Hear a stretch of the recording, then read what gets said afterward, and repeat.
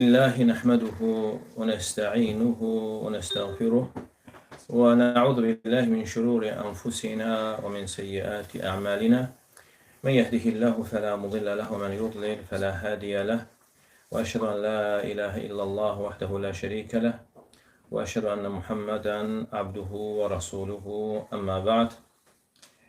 Tövhid derslerini devam ettiririk. Tövhidin fəziləti haqqında götürdük və tövhidin əhəmiyyəti və həmçinin tövhidə qarşı üzərimizə düşən, yəni vaciblər. Hansı ki, o 7 vacib, tək tövhid yox, bütün Allah Teala'nın bizə əmr etdiyi əmirlərə, vaciblərə qarşı üzərimizə düşən vacib əməllər sayılır. Onları götürdük. Onlardan birincisi elm idi. Yəni insan Allah Teala'nın birinci əmrini bilməlidir. Ən birinci bilməlidir və burada da əmirlər içərisində ən əzəmətli əmir tövhiddir. Yəni insan tövhidi bilməlidir. Və xüsusən də təfsilatlı bilməlidir. Yəni çox vaxtda problemin yaranmasına səbəb, yəni ümumi bilinərək təfsilatlı bilinməməsidir. Və bunu bilmədikləri üçün insanlarda müxalif əməllərin və tövhidə zid olan əməllərin ortaya çıxması hasil olur. Ümumi olaraq, yəni istənilən müsəlmana desən ki, ibadət kimə olmalıdır? Əlbəttə ki, deyəcək Allaha. Allahdan başqasına ibadət olar mı? Əlbəttə ki, olmaz. Və görəcəksən ki, bu sözü deyən insan, yəni əməllərində şirk olur. Nəyə görə? Bilmədiyinə görə, ya təfsilatlı bilmədiyinə görə. Ümumən deyəndə ki, ibadət Allaha olmalıdır, bəli Allaha olmalıdır. Amma sonra Allahdan qeyrisinə ibadət olunanlardan, pirlərdən, evliyalardan danışıldığı zaman görürsən ki, insanın rəngi dəyişir, artıq qəbul etmək istəmir. Deməli, bunun səbəbi nədir? Səbəbi insanın bilməməsidir. Və həmçinin digər əmirlər də belədir. Bəzən ümumi bilmək insana kifayət eləmir. Və ona görə də elm mühümdür. Xüsusən də o barədə insan gərək təfsilatlı öyrənsin. Və bundan sonra ikinci əmr isə və yaxud da ikinci vacib isə onu sevməkdir. Yəni Allah Teala'nın əmrini insan sevməlidir. Burada da söhbət tövhiddən gedir. İnsan tövhidi sevməlidir. Rəbbinə olan ibadəti sevməlidir. Yəni insanın bilməsi kifayət etmir, əgər insan sevmirsə. Hətta insan bəzən olur ki, əmrə tabi olur, əmri yerini yetirir, amma qəlbində isə ona qarşı ikrah hissi olur. Qəlbində ikrah hissi olur, nifrət, hətta o nifrət olarsa, onun etməsinin belə faydası olmur. Allah Teala buyurur, "Zəlikə bi'ənəhu kərihu mə nəzzələllāhu fəəhbata a'maləhum." Yəni bu ona görə ki, onlar Allah Teala'nın nazil etdiyini xoşlamadılar. Bu onların əməlini batil etdi. Demək, Allah Teala'nın nazil etdiyini, Allah Teala'nın əmirlərini xoşlamamaq insanın əməlini batil edə bilir, hətta etsə belə. Və buradan da insan gərək Allah Teala'nın əmrini birinci bilməli, sonra sevməlidir. Hətta ağır gəlsə belə, məşəqqətli olsa belə. Sən sübh namazı bəzən insan deyir ki, olmaz mı, biraz gec olardı. 8-də, 9-da. Deməli, hansı vaxt buyurulubsa, deməli, o vaxtda olmasını sevməlidir. Və yaxud da bəzən isti su olmur, soyuq hava, soyuq su, elə onu da sevməlidir. Yəni, Allah Teala'nın əmrini bildikdən sonra necə olmasına baxmayaraq insan onu sevməlidir və harada olmasına baxmayaraq. Və bundan sonra üçüncü vacib isə əzmdir. Yəni, insanın bilməsi və sevməsi də kifayət etmir, əgər əzm etmirsə. Və insan bilib, sevdikdən sonra gərək qəlbini ona qarşı hərəkətə gətirməlidir. Yəni, əzm də qəlbin hərəkətidir. Yəni, insan qəlbində qəti qərar verməsidir. Və bunun da ən azı faydası nədir? Bəzən ola bilir ki, insan əzm edir və əzm etdikdən sonra edə bilməsə belə savabı əldə edənlərdən olur. Necə ki, Peyğəmbərimiz sallallahu aleyhi və səlləm buyurur ki, "İnnə bil mədinəti ilə ricələn mən sirtum məsirən və lə qata'tum vadiyan illə kənu ma'akum." həbəsəhumu əl-marad əv-ödür. Mədinədə elə kişilər vardır ki, siz nə qədər yol geçsəniz, nə qədər vadiləri qət etsəniz, onlar sizinlə bərabərdir. Yəni Mədinədə oturduğu halda o döyüşə çıxanlarla bərabərdir. Nəyə görə? Onlarda qəlbində qətiyyət var idi, sadəcə çıxa bilməmişlər, imkanlar yox idi. Və onları saxlayan xəstəlikləri və yaxud da üzürləri idi. Deməli, insanın qəlbində belə bir qətiyyət olarsa, qəti qərar, amma onun çıxmasına, itməsinə hər hansı bir mane olarsa, elə bilir ki, onu itmiş kimi sayılır. Amma bir daha insan qətiyyət yoxdur, ona sayılmır. Deməli, birinci bilmək, sonra sevmək, sonra əzm etmək və bundan sonra da əzmdən sonra əməl etmək. Deməli, əzm də insana fayda vermir, əgər bundan sonra əgər insan əməl etmirsə.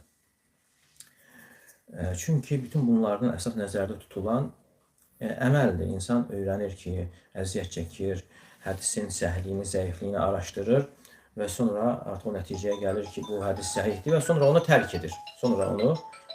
Yəni, onda bu qədər əziyyətin nə mənası var idi, əgər insan ona əməl etmirsə.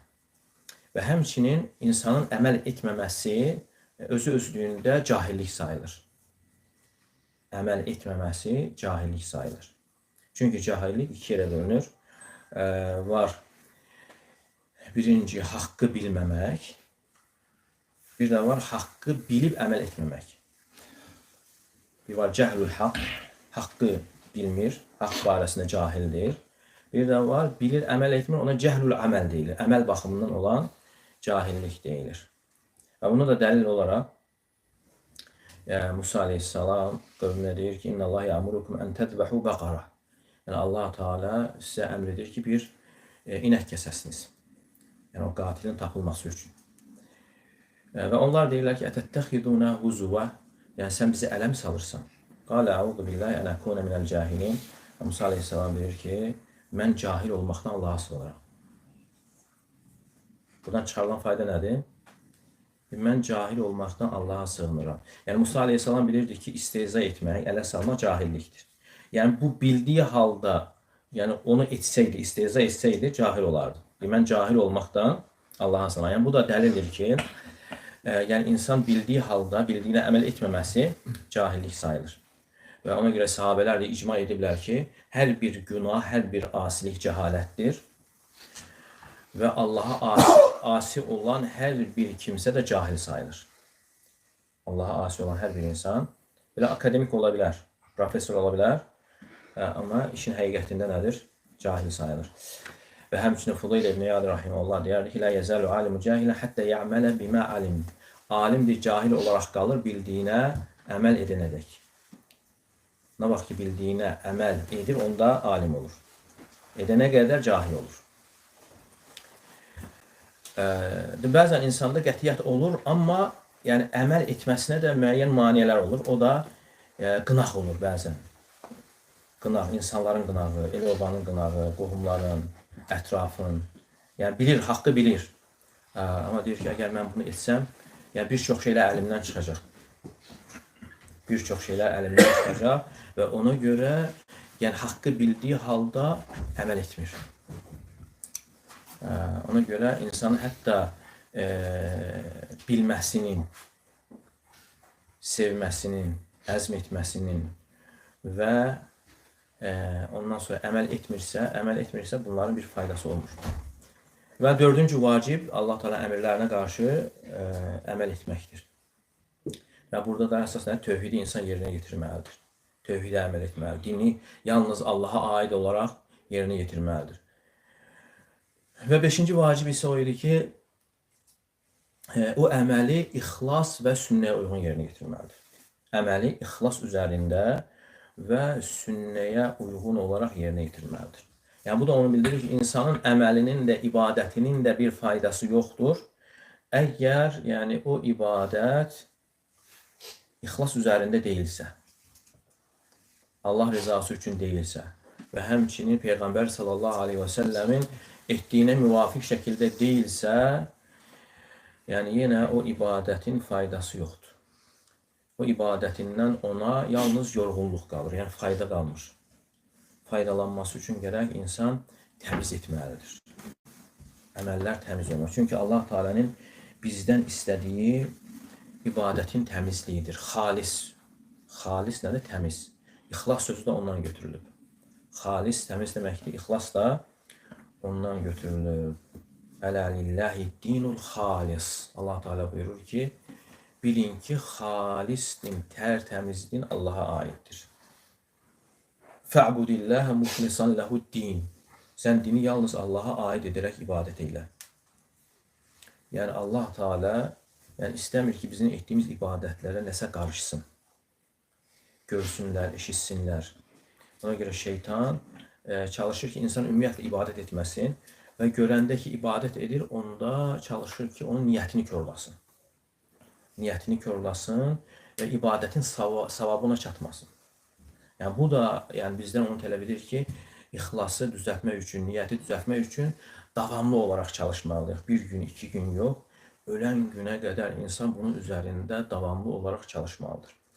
Çünki insan əziyyət çəkib düzəldir, bir də görür ki, artıq niyyət çevrilir. Buna görə Sufyan Səvri rahimehullah deyərdi ki, "Mə aləctu şey'ən əşəddə aleyyə min niyyəti." Müalicə etdiyim işlər içərisində ən ağırı, ən çətin niyyətim oldu. Yəni çox şey müalicə elədim, amma onların içərisində ən çətin müalicə etdiyim niyyətim oldu. Niyə? Çünki hər dəfə düzəldirəm, çevrilir. Hər dəfə düzəldirəm, çevrilir. Yəni ki, başqa formada bitir. Əziyyət çəkir, insan düzəldir, bir də görür başqa formada bitir. Yəni başqa artıq maraqlar, məqsədlər ortaya çıxır. Və həmçində tövhidi də insan təmiz şəkildə Allaha yönətməlidir və heç kəsin orada payı olmamalıdır. Məxluqun, insanların, kimsənin payı orada olmamalıdır. Əgər qarışarsa, o əməl qəbul olmur. Və eyni zamanda Peyğəmbər s.ə.v sünnəsinə uyğun şəkildə insan bu əmirləri yerinə yetirməlidir. Əgər sünnəyə uyğun olmasa, yenə faydası yoxdur. Və bu 5-ci. Və 6-cı isə onu pozan şeylərdən qorumaqdır. 6-cı, onu həmən əməli, ibadəti, əmri pozan şeylərdəndir. Birinci tövhiddən başlayaraq və digər əmrlərin hamısına aiddir. İnsan əgər bildisə, sevdisə, əzm etdi, əməl edir və əməli də ixlas və sünnə üzərində edir, hələ bu kifayət eləmir.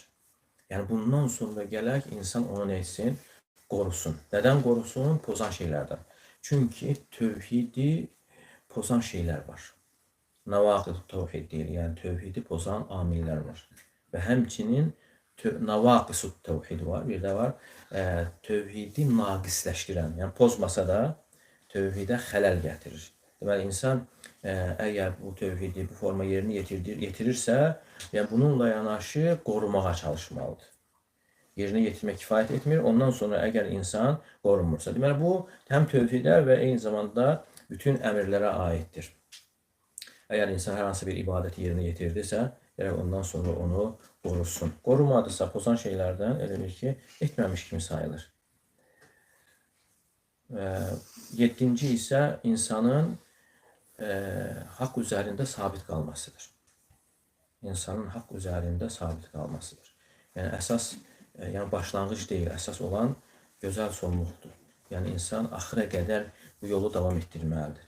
Və axıra qədər də insanın bu formada davam etməsi də asan deyil, çətindir. Çətindir. Niyə görə? Çünki bir gün deyil, 2 gün deyil, davamlı olaraq insan çalışmalı və bu da nəfsə ağır gəlir, amma Allah Teala'nın müyəssər etdiyi, asanlaşdırdığı kimsələr üçün asandır. Və bunun üçün insan davamlı olaraq Rəbbindən yardım istəməli və həmçinin səbəb olaraq da səbəblərdən tutmalıdır. Yəni insanın tövhid üzərində, haqq üzərində sabit qalması üçün Quran və sünnədən möhkəm yapışması və həmçinin ətrafın, yoldaşların yaxşı olması, mühit olduqca mühümdür. Yəni insan deyir, yoldaşlıq etdiyi kimsələrdən istəsə də, istəməsə də təsirlənir. Ona görə Peyğəmbərimiz sallallahu aleyhi və səlləm buyurur ki, Əl-mar'u alə dini xalilihi. Yəni insan dostunun dinindədir. Fəlyandur ahadukum men yuxalil. Və sizdən biri də kiminlə dostluq etdiyinə baxsın. Kiminlə dostluq etdiyinə baxsın. Yəni deməsin ki, yəni mən problem deyil, imanım var, mən özümü qoruya bilərəm. Elə deyil. Yəni, insan istəsə də istəməsə təsirlənir. Ona görə seçimi yaxşı etməlidir. Hətta misal olaraq gətirirlər ki, adi hava ölü cəmdəkdən təsirlənir. Yəni cəmdəyin qoxusu havaya keçir, demə təsirlənir. Ölü cəmdəkdən əgər təsirlənirsə, insan deyir, diri insandan necə təsirlənməsin? Ona görə bu tövsiyələri insan yəni gözün qarşısında tutaraq əməl etməlidir ki, yəni salamat qalması üçün. Salamat qalmaq çox çətindir. Ona görə sələflər deyərlər ki, yəni sən kiminsə azmasını yoxdur, sabit qalmasına təəccüblən. Kiminsə azmasına yox, sabit qalmasına təəccüblən. Çünki azmaq asandır. Azmaq çox asandır. İnsanın fitnəyə düşməsi an məsələsidir. Amma insan hidayətə gələn gündən ölən günə qədər sabit qalması isə bu çox ağır məsələdir, çətin məsələdir və buna görə də bunun da çox çalışmağa ehtiyac var. Və həmçinin yəni əks səbəblərdən insanın yəni haqq yoldan sabit qalmamasına, çıxmasına səbəblərdən insanın günahlarda cürətli olması, yəni cürətli şəkildə günahlar etməsi və yaxud təklikdə, gizlində olan günahlar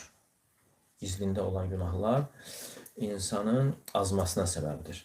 Necə ki, əksinə insanın təklikdə etdiyi əməllər, ibadətlər insanın sabit qalmasının əsas səbəblərindən olduğu kimi, insanın tək qaldığı zaman etdiyi günahlar da azmasına səbəbdir. Allah qorusun. Və həmçinin insanın azmasına səbəblərdən biri də dünyaya qapanması. Necə ki, ərəbcədə təkəlvü alə dünya. Yəni, ancaq fikrinin, zikrinin dünya olması. Onu düşündürən, onu narahat edən ancaq dünya olması.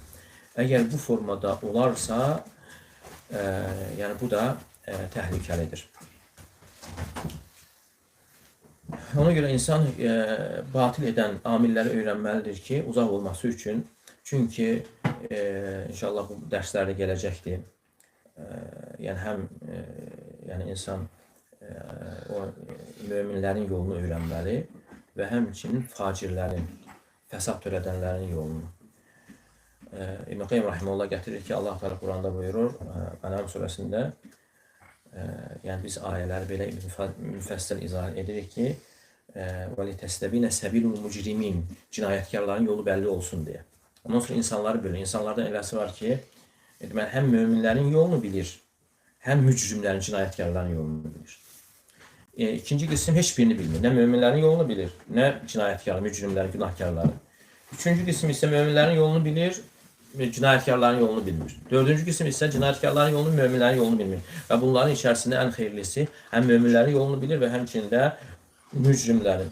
Ona görə insan şərri bilməlidir ki, ondan çəkinməsi üçün. Və Hüzeyfə radiyallahu anh deyərdi ki, Peyğəmbər sallallahu aleyhi və səlləmin sahabələri ondan xeyir haqqında soruşurdu. Mən isə şər haqqında soruşurdum, mənə yetişməsi qorxusundan. Yəni qorxurdum ki, yəni düşə bilərəm. Yəni düşməməyim üçün deyir, şər haqqında soruşurdum. Ona görə deyir ki, şair, Araftu şərra ləli şərri. Mən şərri öyrəndim, şərrin özü üçün yox, وَلَكِنْ لِتَوَقِّهِ ondan deyir, çəkinmək üçün öyrəndim. Yəni kim deyir, şərri xeyirdən ayıra bilməzsə, yəni o insan şərrə düşər. Ona görə bu məsələlər yəni olduqca mühüm məsələlərdir. Gərək bunu insan əzbərləsin. Allah Teala'nın əmrlərinə qarşı, bütün əmrlərinə qarşı üzərimizə düşən vaciblər sayılır. Deməli, birinci bilmək, sonra sevmək, sonra əzm etmək, sonra əməl etmək, sonra onu, o əməli ixlas və sünnə üzərində yerinə yetirmək, altıncı isə onu pozan şeylərdən qorumaq və yedinci isə haqq üzərində sabit qalmaq. Və bundan sonra gəlir toxunacağım məsələlərdən biri də tövhidin qaynağı. Yəni biz tövhidi hardan öyrənirik? İman məsələləri, digər məsələlər hardan öyrənilir? Və sözsüz ki, tövhidin də, əqidənin də, dinin də öyrənildiyi yer, alındığı yer Qur'an və sünnədir, yəni vəhiydir. Çünki Qur'an da vəhiydir və həmçinin sünnə də vəhiy sayılır. Yəni Allah Teala qullarını yaratmışdır ki, özünə ibadət etsinlər deyə, iman gətirsinlər deyə. Və buna görə də Allah Teala vəhyi nazil edib, rasullar göndərib. və rasullar da insanlara imanı və tövhidi, şəriətin yollarını bəyan edirdilər. Çünki Allah Teala buyurur: "Kul innema unzirukum bil vahyi." De ki, sizi vəhy ilə qorxuduruq. İnnema unzirukum, sizi qorxuduram. Nə ilə? Vəhy ilə. Və bu da onu bildirir ki, tövhidin mənbəyi, qaynağı kitab və sünnədir. Kitab, yəni Quran, sünnədə Peyğəmbər sallallahu aleyhi və səlləmin yəni hədisləridir. Ona görə əqidə dəlilə əsaslanmalıdır. İnşallah gələcək. Bəziləri isə yəni əqidələrini dəlildən yox, yuxulardan götürənlər var, təcrübələrdən götürənlər var, rəydən, fikirlərdən, hətta zövqə görə yəni əqidələrini götürənlər vardır. Yəni Qurandan götürmürlər. İbn Əbil-İz Hənəfi rahimehullah deyir ki, Dahaviyənin şərhində: "Keyfə yuramul usul ilə ilmul usul bi qeyri ma caa bihi rasul." Necə əsaslara biz əldə edə bilərik, çata bilərik Peyğəmbər sallallahu aleyhi və səlləmin gətirmədiyi üzərində.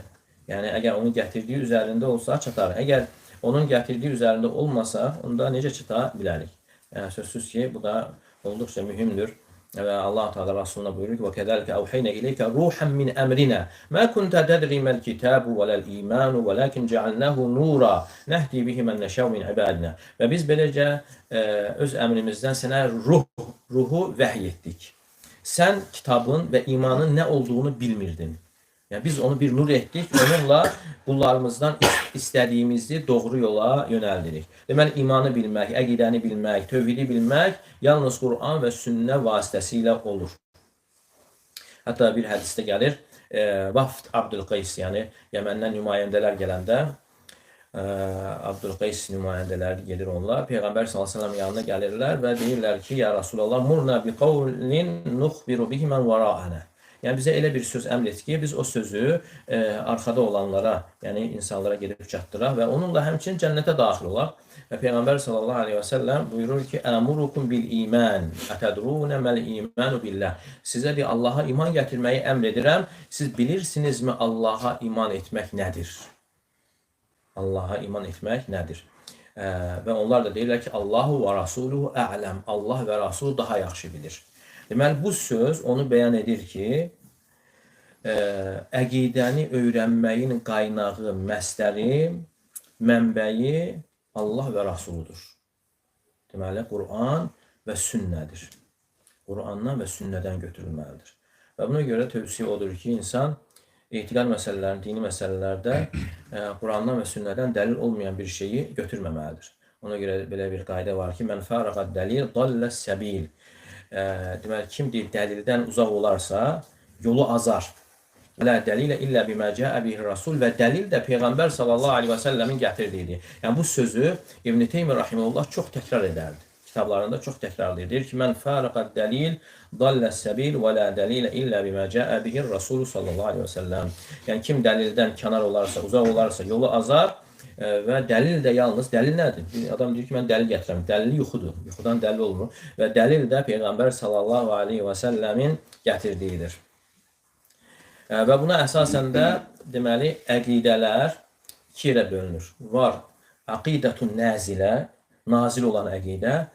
İkincisi isə əqidətun nəbitə, bitən əqidələr.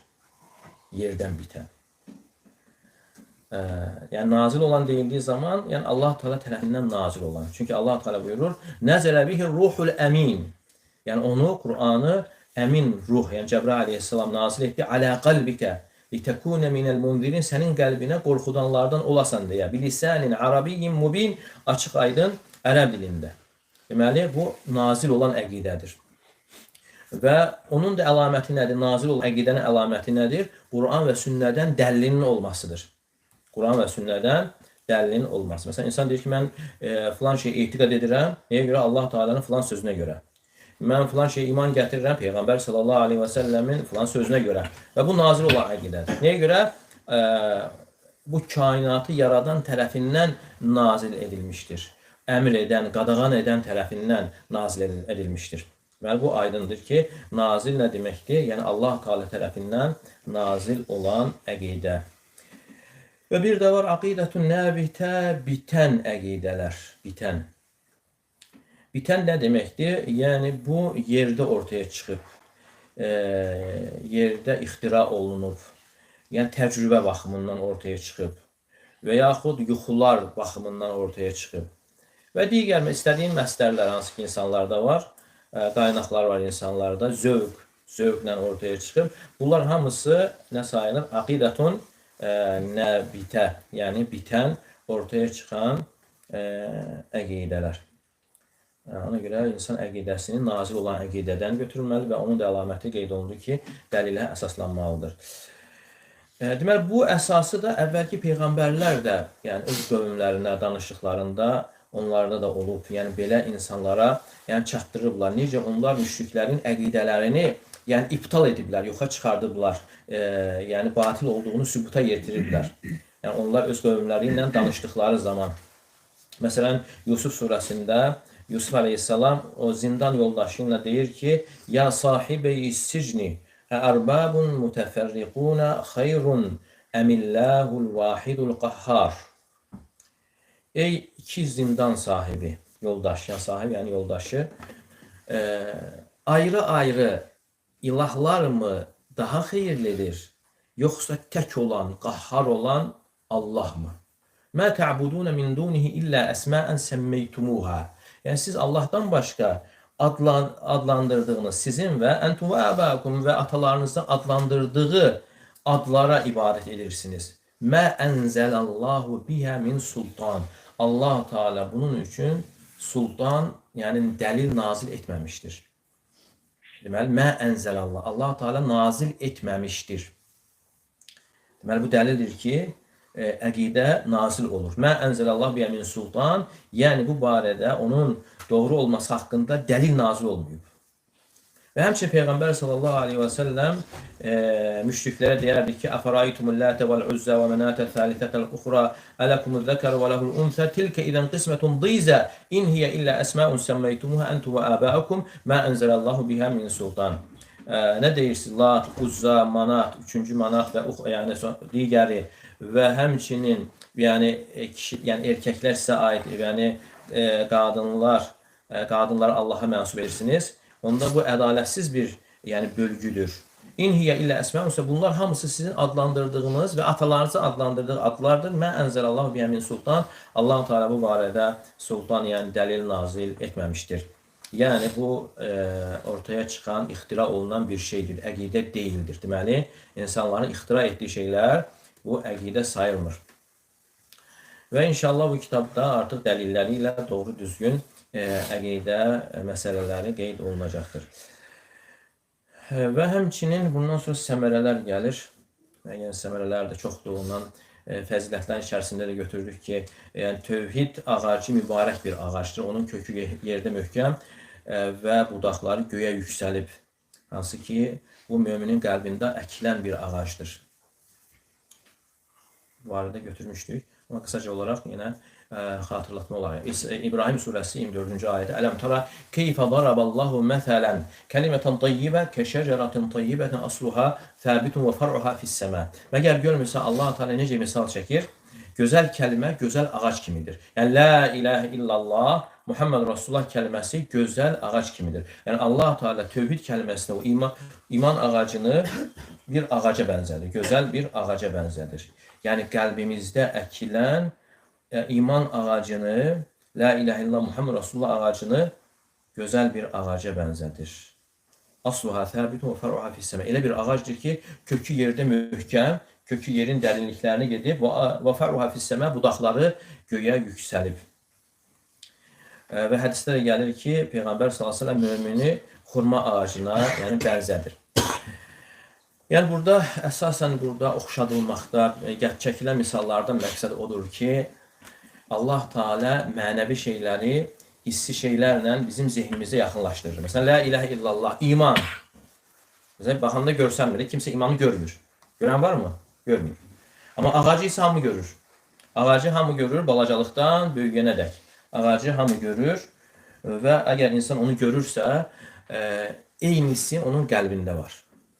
Oxşarlıq var. Yəni Allah Teala onu çəkir ki, yəni insanın zehninə yaxınlaşdırmaq üçün. Yəni burada alimlər biraz genişlənirlər. oxşatmaq baxımından. Yəni burada oxşarlıq nədir? Məsələn, insan la ilahə illallah dediyi zaman elə bil ki, çöldə əkilən tum kimidir. Ağac yarpaq əkilir və yaxud da ağacın tumu olaraq əkilir. Yəni o deməkdir ki, zəif olur. Zəif olur. Yəni la ilahə illallah Muhammed Rasulullah deyən insan birdən-birə mömin olmur, yəni müsəlman olur. Və həmçinin ağacı əkdin və əkən kimi birbaşa böyüyüb möhkəm bir ağac olmur ki. Yəni o ağacın möhkəm bir ağac olması üçün yəni vaxt lazımdır. Aylar, illər lazımdır. Və eyni ilə də insanın da mömin olması üçün vaxt lazımdır. Və ona qədər də tələb olunan şeylər var. Yəni bunun başqa oxşarlığı odur ki, nə qədər təzə əkilib ağac, görürsən yüngül külək onu çıxarda bilər. Sobura bilər. Deməli burada külək varsa, harda var, burada da var. Və oxşarlıqlar hamısı var. Yəni boş yeri misallar çəkilmir. Və Allah da ağaca bənzədirsə, demək onun zəif olmaz. Sonra külək varsa, burada da var. Və buradakı küləklər hansılardır? Buradakı küləklər şəhvət və şübhə küləkləridir. Nə qədər ki, məsələn, insan hələ təzədir, la ilahə illallah Muhammed Rasulullah kəlməsini deyib, hələ zəifdir. Yəni şübhə və şəhvət küləklərin qarşısında tab gətirə bilmir. Və ona görə onu möhkəmləndirməlidir. Və həmçində ağacı əkdin, əkən kimi böyümür və böyüməsi üçün xidmət lazımdır. Deməli, burada xidmət lazımdırsa, burada da lazımdır. Və burada xidmət nədir? Su verirsən və yaxud da üzvü gübrələr verirsən ki, daha yaxşı böyüsün, inkişaf eləsin. Deməli, burada gübrə verilən şey deyil. Buradakı iman ağacına isə nə verilir? Elm verilir. Hansı elm? Quran və sünnədən qaynaqlanan elm verilməlidir ki, onun inkişafı üçün. Deməli, ağaca xidmət olunur. Ağaca xidmət olunur. Xidmət olunduqca artıq böyüməyə başlayır. Elə deyilmi? Amma böyüdükcə bir də görürsən ki, onun ətrafına alaqlar da bitir. Bilirsiniz alaqlar. Kənddə olan alaqlar, o yabanı bitkilər bitir və onlar da o ağacın inkişafına mane olur. Ona görə görürsən ki, kəndlərdə onu təmizləyirlər ki, ağac daha yaxşı inkişaf eləsin. Əgər təmizləməsən, inkişaf eləməyəcək. Deməli, o yabanı bitkilər, alaq orada varsa da burada da var. Yəni, buradakı alaqlar nədir? Buradakı alaqlar da şirkdir. Allahdan qeyrisinə bağlanmaq, bidətlər, asiliklər, bunlar hamısı elə bil ki, o iman ağacının möhkəmlənməsinə, böyüməsinə nə olur? Mane olur. Ona görə ondan da təmizləməliyik ki, la ilahə illallah Muhammedun Rasulullah kəlməsi salamat olan kimsələrdən olur. Yəni iman ağacı salamat olan kimsələrdən olmağımız üçün, yəni ona xidmət eləməklə yanaşı onlardan da təmizləməliyik. Demək, məsələ mühümdür. Fikir verin, yəni bu misallarda nə qədər faydalar var. Yəni ona görə bəzi ayələrdə gəlir ki, və la yaqiluha illəl alimun və bunları yalnız bilənlər başa düşür deyə Allah Teala. Bilənlər dərk edir. Ona görə sələflərdən bəziləri misalları oxuyub başa düşmədiyi zaman ağlayardı ki, yəni mən bilənlərdən deyiləm. Amma ağac balaca olduğu zaman külək onu sovururdu və yaxud da onu heyvanlar da ayağı ilə qazıb çıxarırdı. Amma artıq böyüyəndən sonra böyük, möhkəm ağaca çevriləndən sonra görürsən ki, 100 nəfər belə onu dartıb yıxa bilmir. Həmçinin küləklərin qabağında tab gətirə bilir. Və həmçinin də insanın qəlbində olan iman ağacı da möhkəmlənəndən sonra fitnələrin qarşısında, şübhə və şəhvətlərin qarşısında möhkəm dura bilir. Əgər biz dura bilmiriksə, fitnələrin qarşısında, şəhvət və şübhələrin qarşısında dura bilmiriksə, problem hardadır? Buradadır. Yəni, qəlbdə əkilən iman ağacına. Deməli, iman ağacı hələ möhkəm, yer tutmayıbsa, kök atmayıbsa, buradan külək gəlir, aparır. Buradan gəlir, bugün bir fikirdədir, külək gəldi, apardı, başqa fikirə düşür. Gəldi, başqa şübhə, getdi o tərəfə. Allah qorusun. Yəni, günümüzdə nə qədər problemlər var, nə qədər insanlar tez-tez dəyişir, tez-tez fitnələrə düşürlər. Ümumiyyətlə, Hüzeyfə radiyallahu anhudan gəlir ki, insanın deyirsən, dünən yaxşı gördüyün bir şey bugün pis görməyin. Dünən pis gördüyün bir şey bugün yaxşı görməyin fitnədir. Yəni, analiz edə bilərsən ki, özündə və başqasında o insan fitnədədir. Dünən deyir ki, bu haramdır, haram, bugün deyir olar. Dünən deyir ki, icazəlidir, indi haram.